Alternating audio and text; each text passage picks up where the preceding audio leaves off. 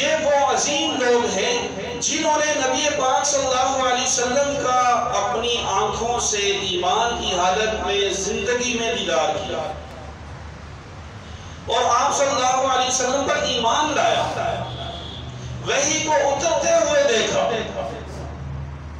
اور وحی جو معاملات ہوتے تھے ان کی رہنمائی وحی کے ذریعے ہوتی ہوئی دیکھی۔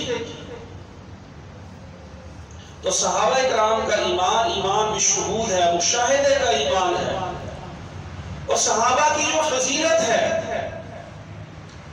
وہ فضیلت ایمان، اعمال صالحہ اور مجاہدات، اللہ کریم کے راستے میں دین کے لیے قربانیاں، یہ ساری ہی اعلیٰ ہیں۔ لیکن ایک چیز ایسی ہے کہ جو باقی کسی کو نصیب نہیں ہوئی، صرف صحابہ کو نصیب ہوئی، وہ صحبت ہے نبی پاک صلی اللہ علیہ وسلم کی۔ آپ صلی اللہ علیہ وسلم کی مجلس ان کو نصیب ہوئی۔